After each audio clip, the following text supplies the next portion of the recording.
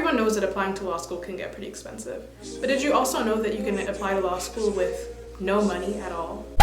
Yes, that's how much you can save if you do every single thing that I'm going to list in this video.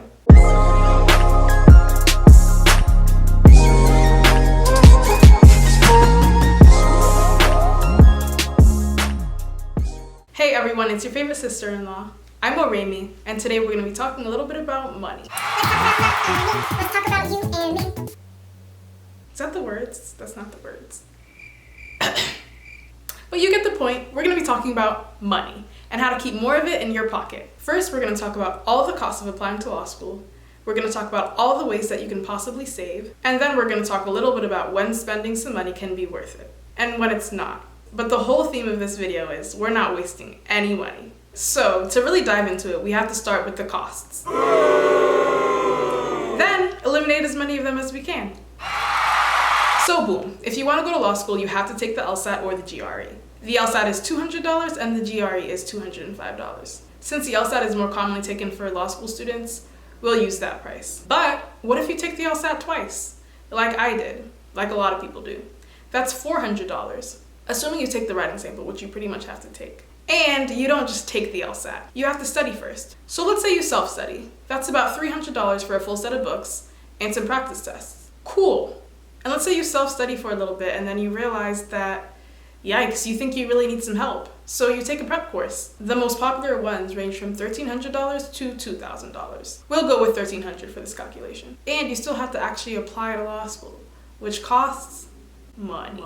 Application costs for each school range in price, but they're usually above $60 and below $100. Since each of mine costs about $85 per application, we're going to use that number for our calculation. Aside from the application fee, there's a $45 CAS fee that accompanies every single application. Together that's $130, so assuming that you apply to 10 schools, that's $1,300. And 10 is pretty normal. Let's say you apply to 15, which a lot of people also do. That's $1,950, but for our calculation, we'll use $1,300. There's also a $195 CAS fee that you pay for the creation of your law school report, which includes your transcript, your letters of recommendation, and pretty much all your law school data. Mind you, you probably also have to pay your school to send out your transcript, which is about $9. But luckily, you only have to send it out once to LSAC, so it's not too much of a financial burden.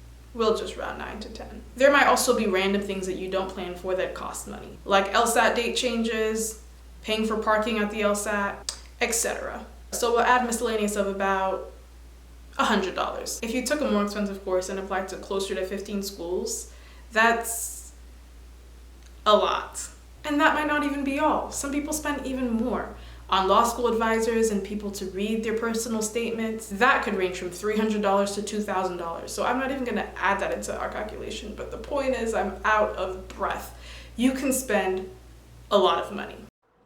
Okay, so let's take a quick second to recap. We've budgeted $400 for 2 LSATs, $300 to self-study, $1,300 for prep courses, another $1,300 for applications, $195 for CAS registration, $10 for college transcripts, and $100 in miscellaneous fees, totaling $3,605. If you took a more expensive course and applied to more schools, that's $4,945, almost $5,000. And I know I said I wouldn't add it, but if you get a law school advisor, that would be between $3,905 and $5,605 for the first budget, and $5,245 and $6,945 for the second budget. I was literally out of breath. And whoever is spending that is out of money, girl. Like, dang. Probably not. Okay, so now that I've stressed you out with all of these numbers and costs, let's talk about saving. So the LSAT, there's nothing much you can really do about that. You have to pay it. Sorry to say. Big lie. The fee waiver will give you not 1, but 2 free LSATs. 1 CAS registration, 6 CAS law school reports. Mind you, there are a number of schools that will waive your CAS fee just because you have a fee waiver in the first place. So a lot of times you get way more than 6 free. And that's not all. You also get a subscription to an LSAT prep program that gives you access to over 60 prep tests in the authentic digital LSAC environment. Plus, for first-time LSAT takers, you get to see your score before deciding to keep it. And if you don't like it, poof, it never gets added to your transcript. All right, so camera died, but we moved, so Where was I? Yes, definitely apply for the fee waiver. If you ask me, it's worth a shot. The LSAT suggests that you apply at least 4 to 6 weeks in advance, but I think it's a really good idea to just apply 3 months in advance. I know that sounds like a big jump, but hear me out. There's no reason to wait. You don't have to pay any money, so you might as well just apply as early as you can. It'll make everything a lot easier. You want your fee waiver to be approved way before your LSAT. It'll calm your nerves and reduce some uncertainty. Plus, if anything goes wrong, you have enough time so that no hiccup with your LSAT fee waiver can slow down your application process. It gives you time to appeal if you're denied and you disagree. It also gives you time to get your documents together, because even though it's a very straightforward process, there are some little aspects that might be a little bit time consuming. For example, some people might have to get a non-filing document, and if you have never filed taxes or anything like that, it might be a little bit of a longer process for you to just get all of those documents together and everything like that. So I would suggest just doing it ahead of time. If your waiver still isn't approved by the time of your LSAT, it won't stop you from taking the test, but if it's still not approved by the time your results are supposed to come out, you won't see your results. LSAC basically has to verify all the documents that you gave them before they show anyone your score, even you. No schools and even yourself will not see your results until everything is figured out. Unfortunately, international students are not eligible for the fee waiver that I just mentioned, so I will be linking down below some other resources that can also cut costs and just reduce your financial burden a little bit. Another way to save money with your application process is to attend pre-law activities. So forums, fairs, conferences, all of that jazz. Of course, we are in a pandemic, but a lot of these things have been adjusted to adapt to the times and are online. So it's a really good idea to reach out to your pre-law advisor from your undergrad, even if you've graduated, just to see if there's anything that you can participate in. They might have fee waivers and just helpful resources that could be of use to you.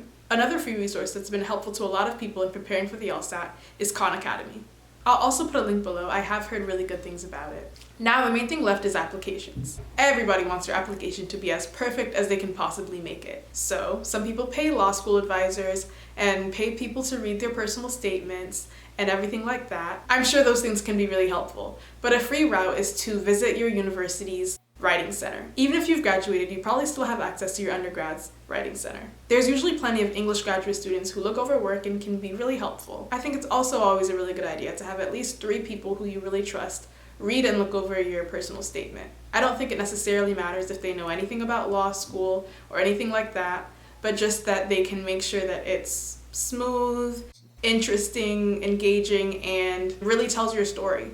Law school advisors can be very helpful, and if that's a service that you want, there are ways to get law school advice from experts that can be a little bit less pricey. For example, there are test prep companies that have emails where you can ask anything under the sun that has to do with your law school application, and you pretty much have expert advice right at your fingertips. So now let's talk about actually paying for applications, the $85 part of the fee that I mentioned earlier. I have talked about this a little bit in a different video, but do not be afraid to ask for anything when it comes to this process. Well, okay, don't ask for something that makes no sense, like $1 million.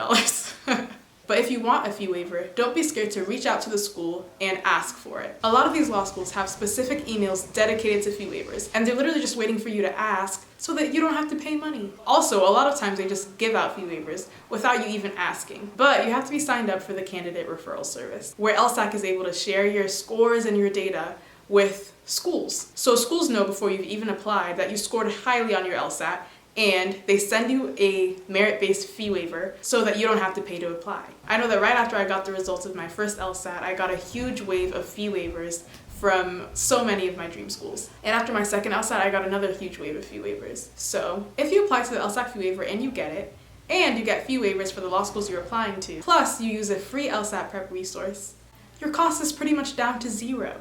Zero. The only thing really left is that $9 that you might have to pay to your school, and some schools don't even charge you that. So, as you can see, with these methods, you can cut the cost of applying to law school by thousands, and even apply to law school for free. I hope that this video has been useful to someone, and if you know any other ways that pre-law students can save, please comment down below. And if this video helps you save any amount of money, I think that's definitely worth a like and a subscribe. But seriously, I hope you guys enjoyed this video. If you have any questions, feel free to reach out to me via Instagram. I hope you like, subscribe, and stay tuned for more. Thanks for watching.